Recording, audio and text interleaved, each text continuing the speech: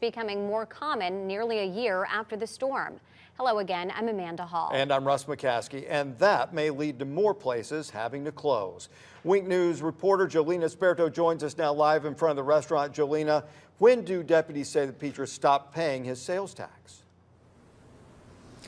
Before Hurricane Ian, sometime after February 2022, and John Petrus told me Hurricane Ian made it tough to catch up, and he was ready to close his doors permanently until people here in Matlacha offered up some help. That BBQ Place quickly became a place to go on Matlacha after the pandemic. That's when owner John Petrus decided the best way to make people feel better was to serve homemade barbecue. He felt the same way after Hurricane Ian, even when he told me the storm pushed lots of mud into that barbecue place and destroyed pretty much everything else he owned. It's when you see that look in a senior's eyes of despair because they don't know what they're going to do because they've just lost everything, and they get their first bite of hot food and you see their mood change, you see their eyes change. That kind of changes the person.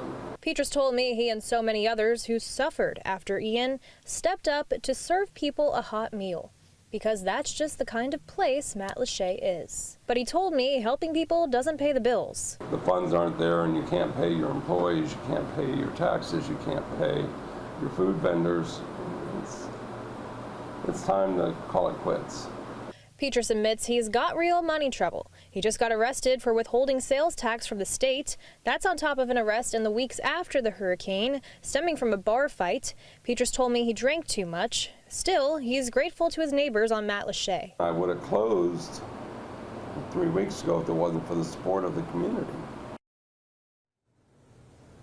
So while the future of that barbecue place is in limbo, the support from the community remains strong. Is that enough to stay in business? We'll soon see. Live on Matlacha, Jolina Sperto, Wink News.